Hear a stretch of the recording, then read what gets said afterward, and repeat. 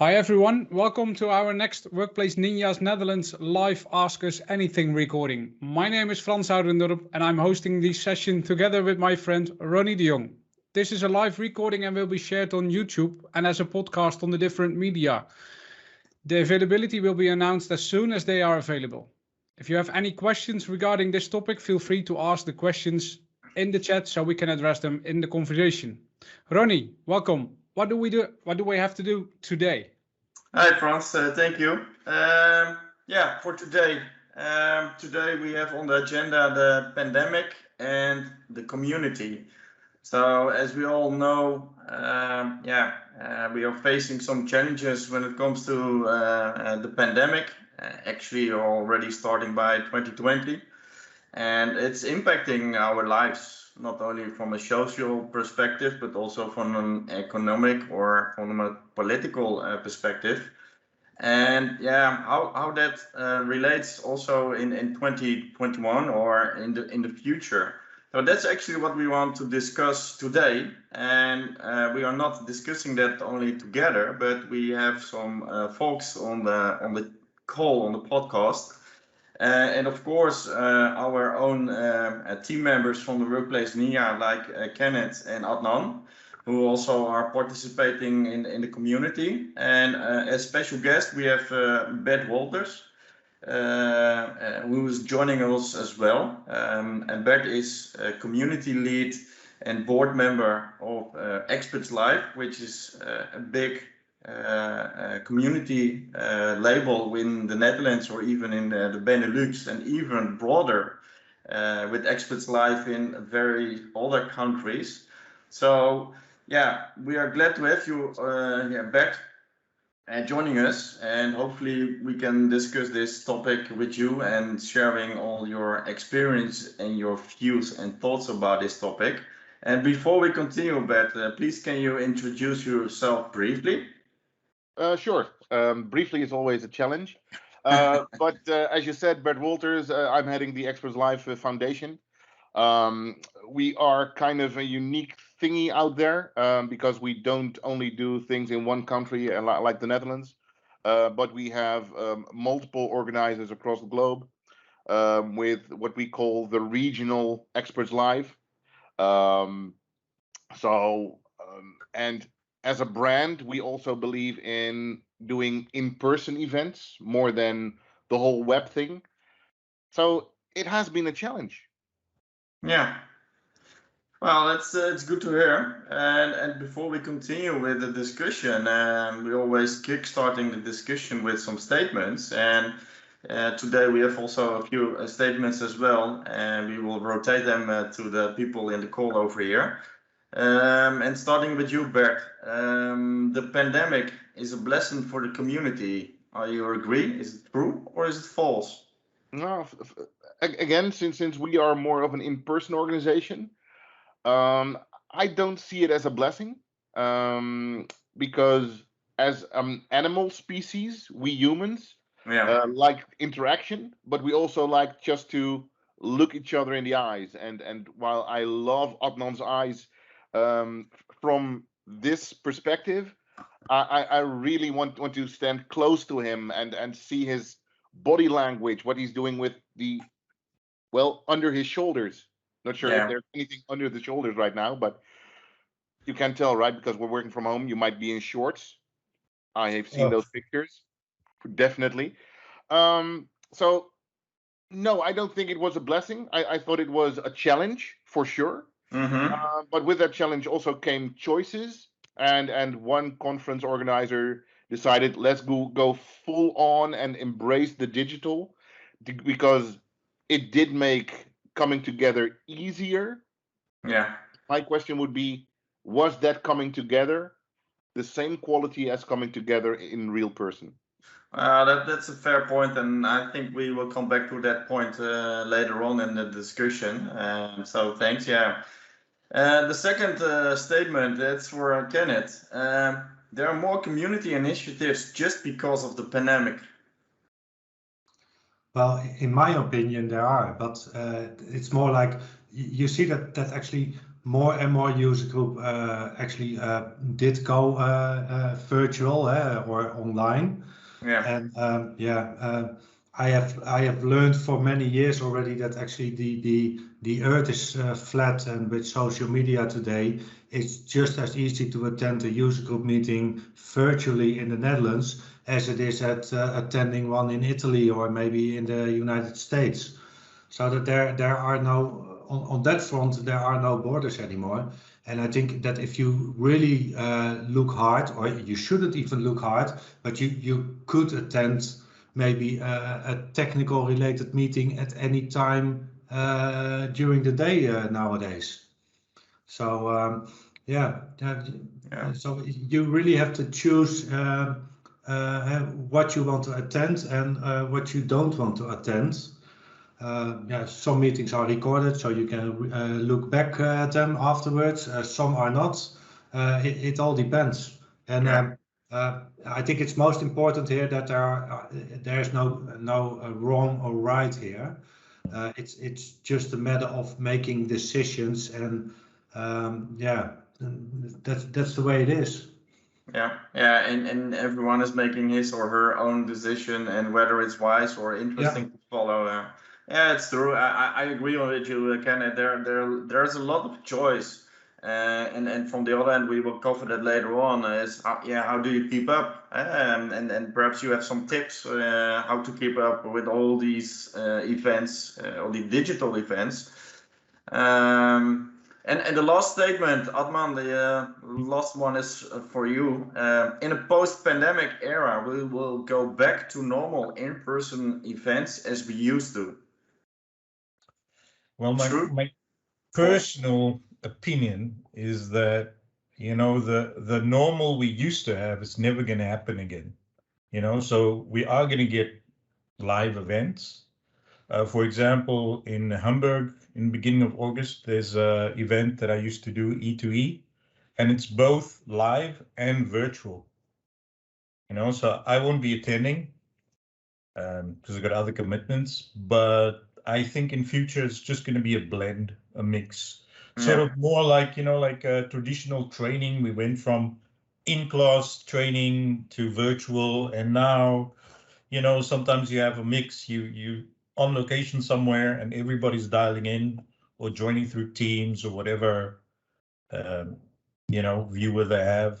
So I definitely see that because I know I'm dying to get back to a live conference. I don't know about you guys. But I definitely feel it's going to be a mix, the way things used to be. And this is also with work and with everything, really, not just with events and with community stuff. But we have to be flexible and make it easier for people to attend. From that perspective, they say never waste a good crisis, and I can, the pandemic is definitely a crisis in many aspects, and it is enforcing us to reinvent ourselves and how we can address the need from both the participants, but also the organizers, and what you mentioned. And also, Kenneth, there are no borders anymore, so it is easier to bond international or a big speaker to your personal or your digital event. So there are many pros, but from the other side, Bert mentioned in his introduction, what about with the interaction? Is the digital interaction has it the same influence? Does it bring the same value? Or is it different? And in that perspective, an hybrid event, that might be indeed a good choice in between. So with that said, I think we're already rolling with the discussion, and in line with that, you already mentioned that the next question, for example, what did the pandemic brought us? More creativity, new formats, for example. So what did we learn from the community? Because it's interesting. It has from the community, but also from the participants. And I'm not sure if the behavior and the experience are the same. Are we experiencing the same? Do we feel the same need? So what we did with ExpertsLive is quite soon during the pandemic, when it became obvious that we couldn't gather in bigger groups anymore. We send out a questionnaire to our participants, or our database, so to say. And we asked, do you see added value in having an ExpertsLive day-filling program? And the answer was, I think this was about 85% of the answers that we got back. No, we are drowning in digital events right now.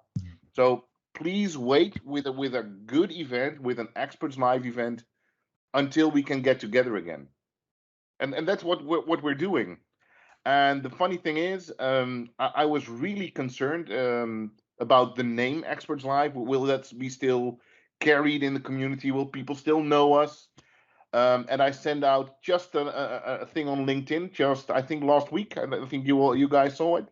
But that the board was getting together. We were talking about an in-person event last week, and the response there as well, it was looked at like 15,000 times.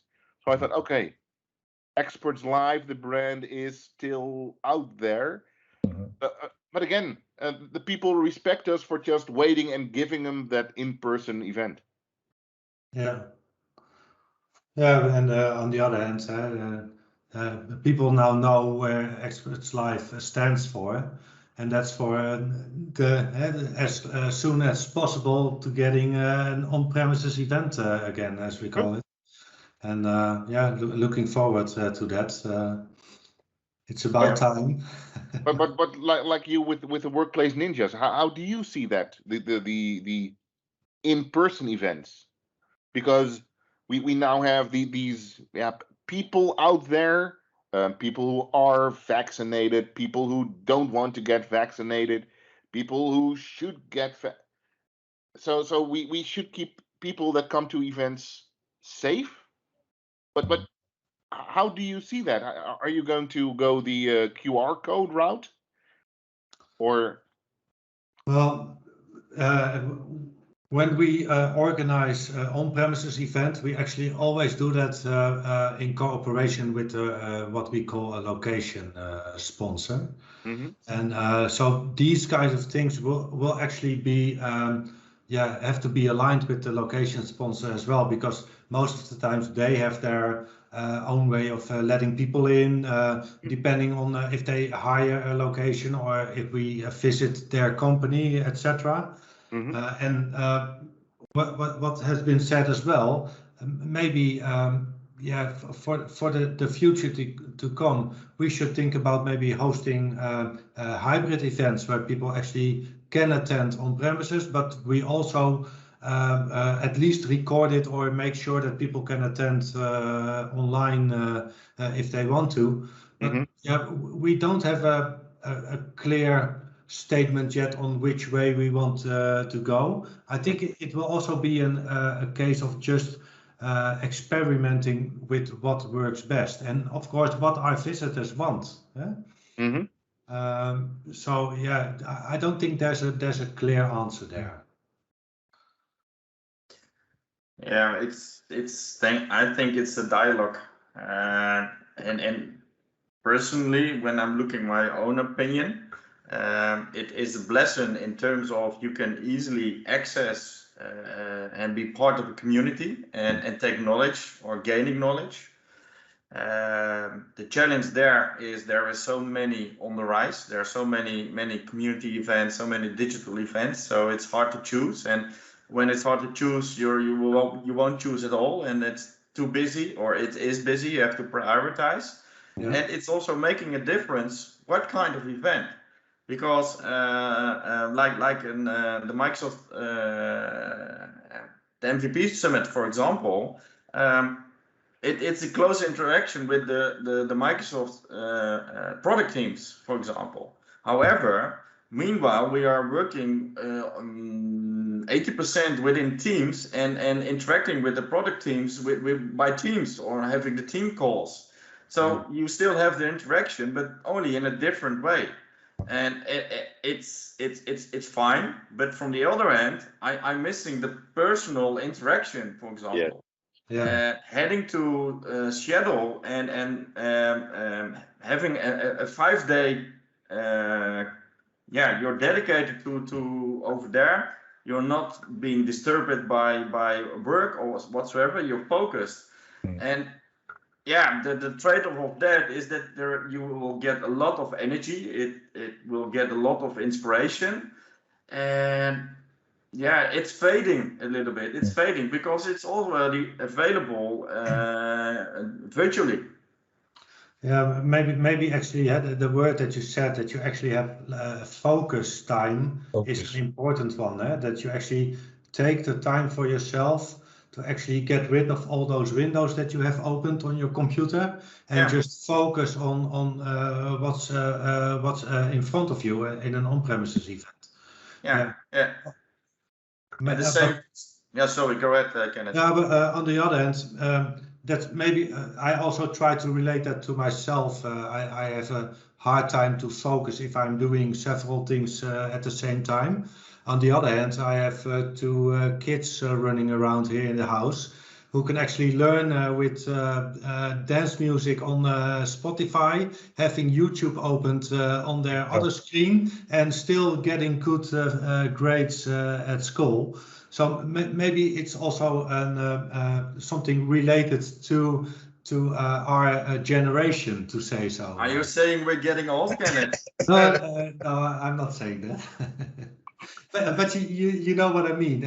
So maybe it's also getting used to, etc. But my personal preference is actually to have focus, and maybe the most important thing is not actually what's being said during presentations, but especially the one-on-one chats that you have with people around a certain topic.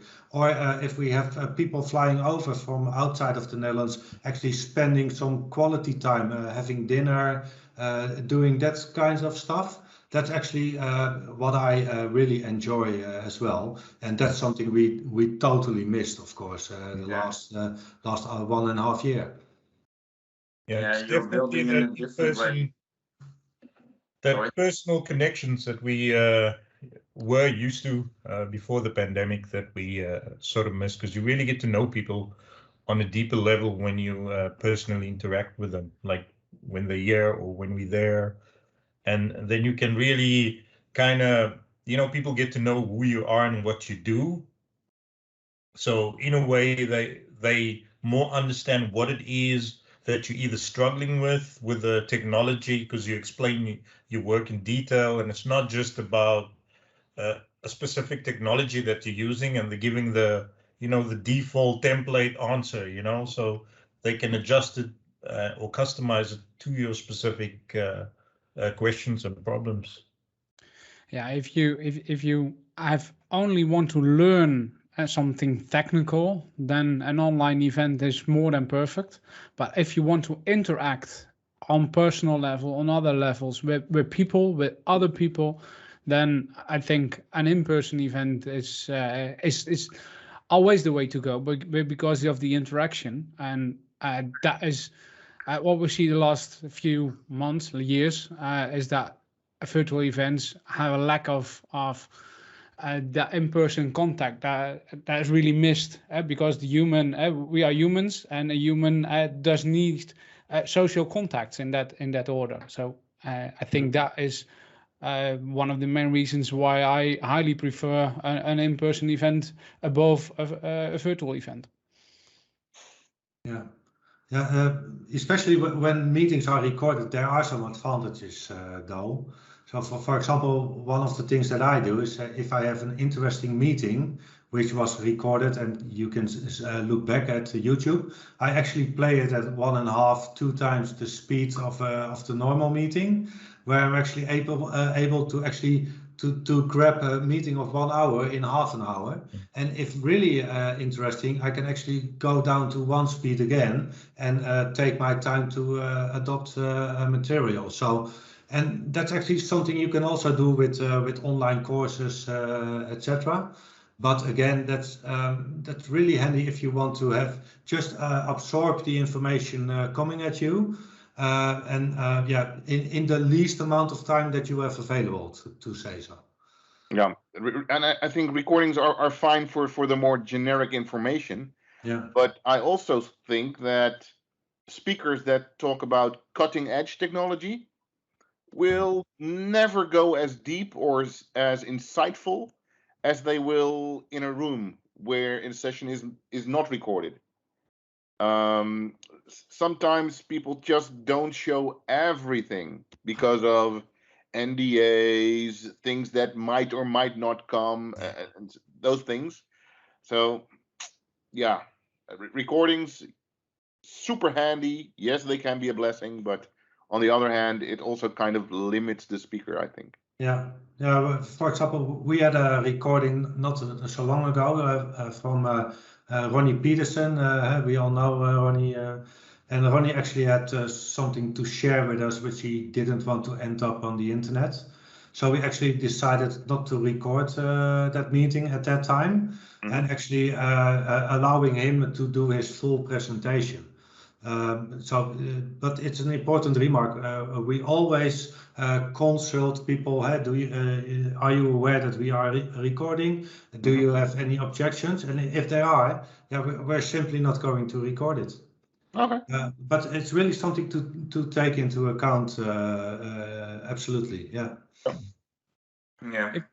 If we look at the few months that we have done, Kenneth, within the Workplace Ninjas, all webinars will be digital. Was that letting into more creativity of the people who are presenting one side, and on the other hand, creativity from us as organizers? Do we have also looking into more creativity to organize things? Well, I think at least we had to rethink what we were doing all the time, and especially if you run a user group where we actually on really regular moments we actually organize things.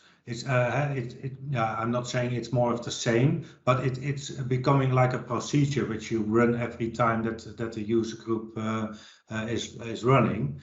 And with virtual, of course, we needed to think out of the box, but on the other hand, it was actually quite, I'm not going to say easy, it was more easy to actually find speakers from abroad who wanted to speak at our events.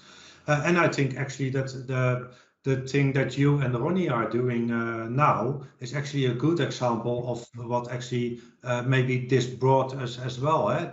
The recording of podcasts and actually having something to bring with you if you are in the car, etc. I think that actually received a gigantic boost in the last 1.5 years. Yeah, absolutely. But from your perspective, is there? I don't think there was huge organized from an ExpertsLive perspective, but are there thoughts from your side on that as well? No, I think podcasts are a way to go. I'm just thinking, Kenneth, when was the last time I listened to more than one podcast at a time when I was driving? Because I'm not driving that much anymore, working from home. It gave us an overload of events. And with that came the difficulty what to follow and where to go. But also for the future, I often think, so what initiatives are sustainable in the future? So how much of all of these initiatives will be there in 5 years, maybe? And I think that will come with time, of course. How will this pandemic keep going, right? In the Netherlands here, the numbers go up. There are thoughts about even newer limitations. I've even heard people talk about an annual injection. Yeah, what the future is going to bring, I don't know. But I'm really keen to see how much of those initiatives are still there in 5 years. Yeah, I'm sure Workplace Ninjas will be. Yeah. What are the key differentiators, Bert? Is it technology which is making the difference? Content. I believe content is always very important. Speakers, I believe as well. But that's also one of the things it's enforcing us to reinvent us and coming up with new formats which resonates with the audience, but also with the sponsors, for example. Because how you stay visible and how you're staying relevant. The same with you reach out. Hey, ExpertsLive is still there. Is it still relevant to you? Well, you see the overwhelming reaction. It still does. So I think it's with coming and go. There are new initiatives, but there are also initiatives will fade out and yeah, the stronger brands or those which are reinventing or able to reinvent themselves, I think they will survive. The only thing what I'm questioning myself is, okay, but what is relevant? What keeps our community relevant? Because there's so many to keep up with. Sure. Yeah, that's something which is I'm struggling personally with. Well, Ronny, the way I always look at that is like, what value am I personally bringing to the table? Or is it an event? Is it a company workshop? Is it a training? Anything. And especially looking at community events. Now, my personal view, by me joining events and as an attendee, it's been up and down. In the beginning, great, more events. But after a while, everybody had Zoom fatigue or Teams fatigue, whatever you call it. And, I'd even miss events thinking, I'll catch recordings. But, in our line of work, the minute especially in my line of work with Azure, the minute I don't look at Azure for like, let's say a month or 3 weeks, it's like old technology already. So if you went to an event like 2 years ago, or 6 months ago even, that session is old. So going back to watch the recording, great, but it's not going to be relevant anymore. So the main thing, depending on the technology that you're using, we all got to, keep up to date with what's happening. So picking and choosing the right events, and also looking at, what's relevant now as per technology that you can either share. And also, like Kenneth mentioned earlier, maybe our generation is or his generation, sorry. But there's a different market out there. There's people that don't even look at let's say Teams events or links. They look at YouTube, they looked at TikTok stories and like short 3 minutes or whatever, a few seconds kind of films to learn things. That's why their attention span is much shorter, and they want quick, to the point information, and then look up the other thing. So I think that you're going to see different forms or formats. In fact, just this few days ago, a friend of mine sent me a message, to follow his TikTok, and he's on there using that platform.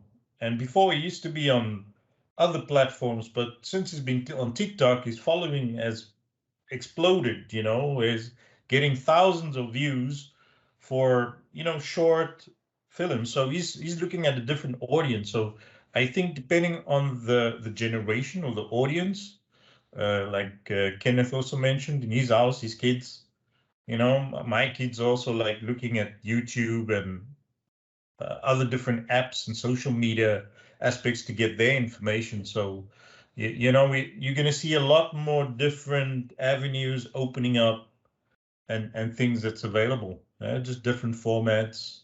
And you know, I might even start a TikTok channel. Yeah, yeah, and foremost, I think we shouldn't forget why the community is there. What is the goal for the community? It's not hearing talking also. No, it's because we are serving the people out there who wants to get knowledge from a certain topic, or share our experience, or learning things from each other and helping each other further. And I think that's sometimes also a pitfall myself, is thinking for them instead of reaching out to them and starting the conversation, and what's on their mind, what they're looking for, what are they need, what's their needs, for example. And I think even let's start it myself. We can do better with that, and listening to them, and based on that, adjusting the formats or the way we are sharing our knowledge, and forming our community. I think that's also a key element of being relevant also to the future. I'm curious, are there some responses from our audience, Frans? Also in the polls, thoughts about to share? First around the statements that we had, there were 3 statements posted within the community, and one of them is, do you participate more events in the pandemic period? And what you see regarding that statement is that everyone, almost everyone, has participated more events because of it's virtual, and it's easier to join. There are more and more things that are shared, and one of the things also, Adnan, for example, Adnan, when you have a virtual event, it is easier to present and to participate on as an organizer in that sort of events. That's correct, isn't it? Yeah. And if we look at the next statement, does an in-person event have a higher commitment to participate? There's everyone agreed with that. That is a yes, because we talked about earlier, Ronny, when there is an in-person event, I think only the things that you need to drive or to fly to be there, you need to be there on your own time or in the boss's time, and that makes that you are there. You don't walk away from the room when someone is presenting. And what I see in a virtual event, someone can disconnect and he's disappeared. So that is much more easier in a virtual world than in person. And it looks like that everyone agrees with that. And also a virtual event results in more shopping behavior. So when it's necessary, I will drop off and let's see what it is. And if it's not in the first 5 minutes, it is not what I expected, then I can drop off. So there is much more shopping behavior. Yeah. So that were the statements and the things that were shared, and the results on that. All the other questions don't appear in the correct way. So let's move forward with the normal questions. Yeah, well, what I mentioned, more committed when you're visiting a personal event, more focus. So yeah, it's confirmed by the participants. So I guess we all agree on that. The only thing I'm interested is, looking to the future is always challenging, and we already touched it more or less. Is how does the future look like when it comes to community events, and how does it how the format will look like? And like Adnan says, hybrid seems to be a real good scenario, although the need of an in-person event is still there, and hybrid scenario is a good example of addressing both needs. Best, actually, you could say it's best of both worlds. It's not that massive anymore, so perhaps you can easily organize it, but it's also aiming us for us to shape it in a different way using technology and new technology in a way to organize these kind of events. You see that in relation to the ExpertsLive, Bert. Are you still planning to do an in-person event, or are you combining it with also an online event and do it at the right time, at the same time? No. ExpertsLive. We experimented with doing keynotes online, where people could already get in their car, drive home, and then in the car look at the closing keynote, for instance. We tried with the opening keynote streamed, but as the name implies, and we kind of revisited that choice last week. We are experts live, so that implies we get together. But that's also kind of distincting yourself as a community event from the others. So you're making by purpose that choice of no, we are in-person event, and if it's allowed by law and other, it's safe on the right commitments, then we go for live. Yep, that's the road we're traveling, and we know where we are not making it easier for ourselves. Because then, yes, we need to comply with the building standards for access. We need to comply with government standards for the size of the group and the amount of people we can let in. But most of the time, if I visit physical events, I don't learn the most from just sitting in the audience. I learn the most from getting up and personal, and I mean that in the best possible way, with the speaker right after their presentation, right? The 5 minutes after. Hello, sir or madam. You just said X. Did you really mean that? Or how did you come to, where did you see this, etc., etc.? Or just with another attendee, did the person just say this and this? How would that work? And just sketching something somewhere. Oh, okay, so then this connects to the, and how about security then? And that's for me more valuable even than just sitting there and sponging the information. Yeah. Because I could do that from a YouTube video or TikTok when Adnan goes there. True, but for the other end, you can do the same reach out when it's a virtual event. For example, by breaking rooms, or just okay, I have the information of the speaker, so I can on personal title I can reach out, or using the chat, but somehow we see that people are reluctant. They're kind of not fairness, or they're not comfortable. Exactly. So that from that point, I would say in person definitely makes sense. But from the other end, the virtual events, in theory, on paper, it would be more easier. Yeah, true. But it ain't gonna happen. No. And another thing is, of course, fear of feeling stupid, right? If I go up to a speaker, I ask, so you just said this and this and this. Did you mean this? And the speaker to me, one-on-one, says, oh, of course not, Bert. Come on, I didn't mean it like this. That's even not technically possible. Come on. Okay, I will go now. But if I do that in a Teams chat where other people can see my stupid question, I'm stupid for a whole lot of people, right?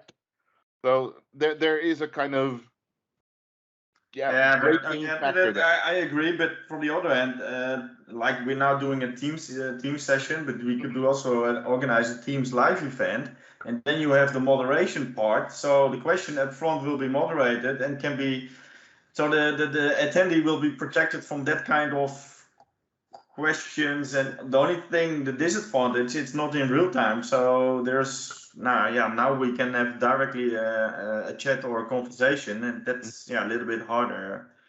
But the great point, the moderation. I think if you are going to do a hybrid event, you should have moderation. You should protect the speaker from low-level questions and the moderator should then feed the speaker with really relevant topics. Yeah, to keep up the quality, so it's interesting for everyone. Yeah, true. Yeah, that's an interesting point. I'll never forget the one time, I think it was in The Hague with the launch of Windows Server 2008 R2, and Microsoft then had Paul Thurrott on stage. Did any of you guys attend by any chance? And there was this one person from the audience that came up to the microphone and said, "Good morning, Mr. Thurrott. I have a question for you. Why didn't Lenovo fix my laptop within the warranty period?" And Paul Thurrott, what? We're launching an OS here. What are you asking me? What? So again, moderation could help in keeping up and providing a better level of questions. Yeah, I agree. If we look at hybrid events, Kenneth, Adnan, if we look at Workplace Ninjas, now it's completely virtual. If we are going hybrid, do we need to invest more and more in devices, cameras, and so on to make it possible? Kenneth? Definitely. On the other hand, actually buying stuff which is capable of doing this has actually become cheaper and cheaper nowadays. So it's only a matter of choosing how much you want to invest. But nowadays you could actually go live on YouTube or Facebook during an event. So it's all a matter of how you want to present yourself, and you can make it as professional as you want in that case. And not more than usual, I suspect. I mean, we've had events in the past, especially Workplace Ninja, or under the previous name, Windows Management User Group Netherlands, where we're at certain sponsor locations where they were streaming the events, like OGD. So, we just need a camera, and we can streaming software. We could stream through Azure, we could stream through Teams. It all depends. Yeah. Or get the tool in the from main Azure Live. The main hiccup is the moderation. Questions. Yeah. I've one last question for every one of you to wrap it up. Which event is most important in the coming year for you, Bert? The coming year, so that would be 2022. For you, and after summer. After summer, only one. I can think of MVP Summit, of course. I can think of ExpertsLive, of course. The next Workplace Ninjas, on-prem Workplace Ninjas, because I love to cuddle. Kenneth, which one for you? Yeah, well, what Bert mentions, having a physical MVP summit would be really nice. Also looking forward to August, when, of course, the Workplace Ninja Global event is going to take place, which is actually virtual. We are also looking at organizing an on-premises event in the second half of this year. Hopefully it will happen. Yeah. And if we can make that work, I would really be happy. Yeah. In the end, I do believe in a good mixture of maybe virtual and on-premises events. But again, that's just my feeling on how things will evolve globally. Yeah, and Adnan, is there anything else for you to add? To add, so many live events. But definitely for myself as attendee, the MVP Summit, Microsoft Ignite, that is also always a good one. And besides ours, Workplace Ninjas, some of the events that I used to do in Africa, like in Ghana, Nigeria, Cameroon, those places. it's always nice to be there physically and really see what people are going through, and you kind of understand the infrastructure. It's not just somebody telling a story over the computer, so really seeing businesses in those countries and hearing it straight from them, the people doing the work and not just the fancy speakers that know everything like you guys. Ronny? Yeah, most have already been said, but the most important thing is I'm looking forward to any kind of events with a personal interaction, and I think the bigger events will be hybrid, and the smaller events, I think the physical in-person events will, I think, still resonate and also desired by the community. So that's actually my point. Looking forward to it there. So yeah, with that said, you all, I like. You guys forgot the food. Sorry? The food at the events. Yeah, but there is more than only food, Adnan. But let's keep it for a different discussion. Yeah, you agreed, but that's also part of the experience, that there are so many aspects of it. But you're so absolutely true, Adnan. That's true. Yeah.